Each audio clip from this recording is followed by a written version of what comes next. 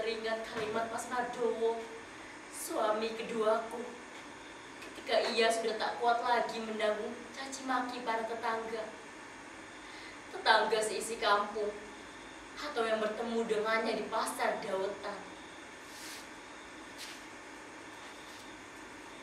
Sambil menunggu tamu yang datang, akan kuceritakan sedikit kisah. Rupanya suamiku itu lupa kalau yang namanya ibu atau embo itu harus sabar, tabah, sumarah, dan tentu saja tawakal pada Gusti Allah. Mas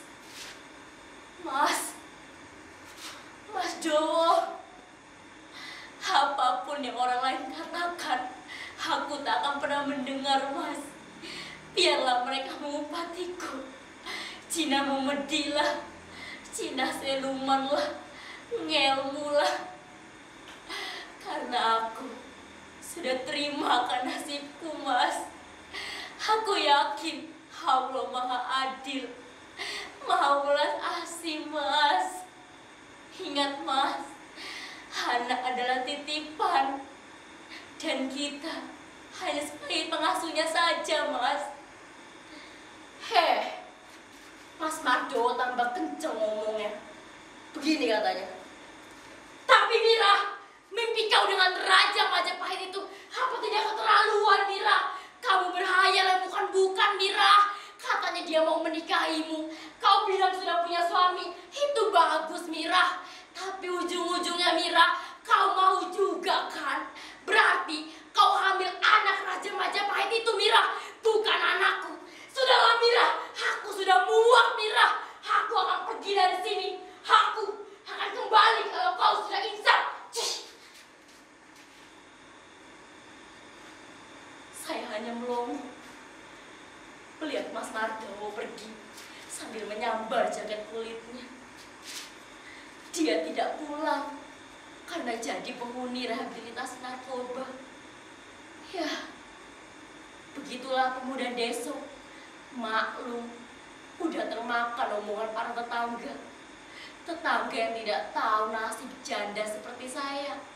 Janda beranak satu yang ditinggal mati oleh suami. Ngomong-ngomong soal suami pertamaku namanya Kang Kasmino.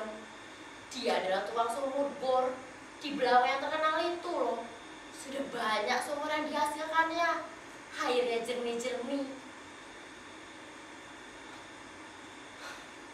Namun suatu ketika Kang Kasmino mengalami mimpi yang aneh. Katanya ia dimarahin Mbak Rekso karena buat sumur di makam cucunya yang ia kasihi. Lalu Kang Kasmino jatuh sakit dan meninggal dunia. Herannya, kata dokter, Kang Kasmino kena serangan jantung karena kecapean saja. Kang Kasmino, kasihan sekali kamu, kan? Kang Kasmino itu loh, tubuhnya yang tambun, ototnya yang kekar, dan karismanya itu loh. Ia punya 10 anak buah. Ngomong-ngomong soal anak, aku juga punya seorang anak. Namanya persis seperti namaku, Mas Widari. Sekarang ikut ibuku buka praktek pijit di Pekalongan. Praktek pijit saja tertawa. Praktek pijit itu penting untuk kelancaran darah si bayi. Orang-orang biasa memanggil mbokku Mbok Polatan, yang artinya air muka, karena mbokku tak pernah masam air mukanya, selalu tersenyum cerah secerah matahari, dan tentu saja jarang marah. Ngomong-ngomong soal mbokku, aku jadi teringat pada mbokku. Tahun lalu, waktu kandunganku mencapai 1 tahun, orang-orang bilang aku harus diruat. Lalu aku mengirimkan pesan pada mbokku. Begini balasannya. Mas Mira, lakoni saja, Nduk. Allah Maha Tahu. Hanya orang-orang yang cupet saja yang memandangmu aneh-aneh. Begitu singkat, tapi sangat menenangkan hatiku. Karena itulah aku jalani seperti ini.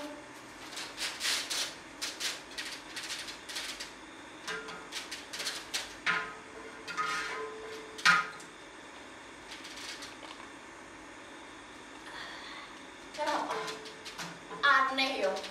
Kata orang-orang ini aneh. Ini gendeng. Mas Mira minumannya air kembang. Tetanggaku sampai bergosip. Ibu-ibu, Mas Mira minumannya air kembang. Kalian minum air kembang cuma memedi. Jangan-jangan si Mas Mira itu mengandung memedi. Takut. Hus. Sembarangan orang itu. Sejak saat itu, saya semakin penasaran. Akhirnya, sebelum suamiku kabur, aku diantar ke rumah sakit di kabupaten. Bertemu seorang dokter. Kalau tidak salah, Bob namanya. Dokter itu bilang begini. Ibu ini tidak mengandung. Ini hanya pusaran angin saja yang berada dalam perut kau. Saya melongo. Tidak mengandung. Emangnya bisa masuk angin di dalam rahim? Lalu dokter itu angkat tangan dan berkata, "Sudahlah ibu, pulang sajalah. Orang kandungan kau ini cuma angin saja." Saya menyesal pergi ke rumah sakit itu, tapi saya tidak putus asa. Akhirnya saya bertemu seorang Kiai Mauludin di Botekan. "Assalamualaikum Kiai. Assalamualaikum Kiai." Seorang kiai yang terkenal bisa mengobati berbagai macam penyakit yang aneh.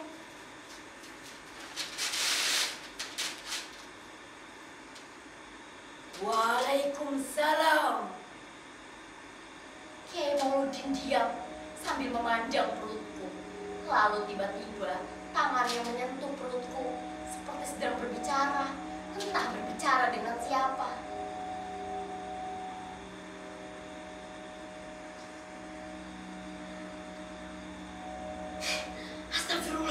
Astagfirullah. Mas Mira anakku. Kamu mendapat anugerah Tuhan, nak. Kamu mengandung. Aku sudah berbicara dengan bayimu. Dia bersedia lahir ke dunia. Tunggulah bintang pembungkus datang. Maka kau akan segera melahirkan. Jangan lupa ya Mas Mira. Banyak-banyak berdoa. Sejak saat itu, saya yakin saya mengandung. Saya yakin Kiai Mauludin tidak mungkin berbohong. Biarlah aku tunggu bintang pembungkus datang. Hingga suatu malam, bintang pembungkus datang. Mas Doh, bintang pembungkus datang, Mas. Bintang pembungkus. Lalu tiba-tiba perutku seperti meronta-ronta, seperti bergejolak. Ada tinju-tinju kecil yang menendang dinding rahimku. Sakit sekali. Mas Doh, aku mau melahirkan, Mas Doh, sakit.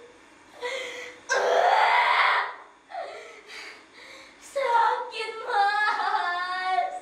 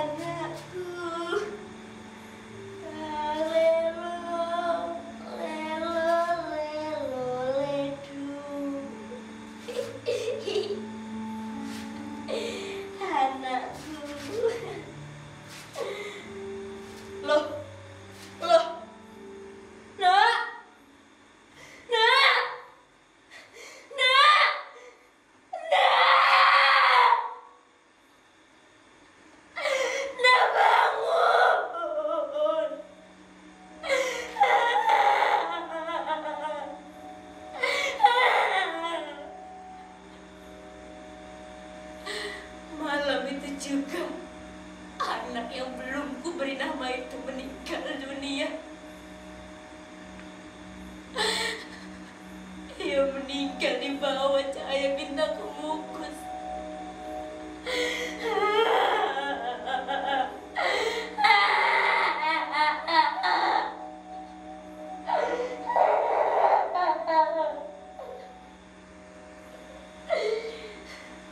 Senyumnya yang cerah, kulitnya yang kuning, rambutnya yang hitam, seolah-olah memanggilku, "Terima kasih, Ibu."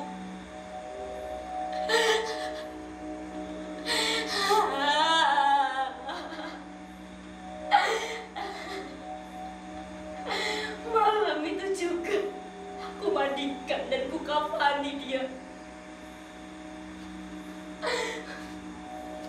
Lalu aku kuburkan di belakang rumahku.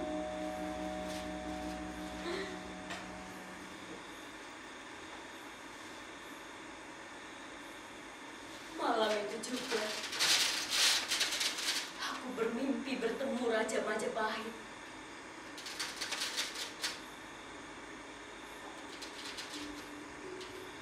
Ditemani seorang anak, persis seperti anakku, tetapi berpakaian seperti seorang kerajaan.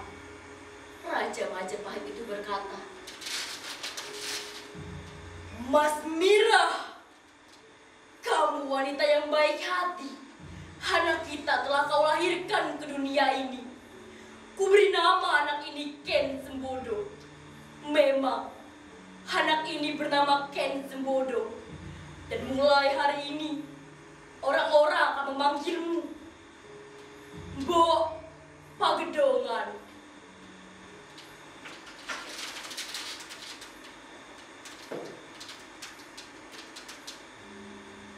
Mas Mira,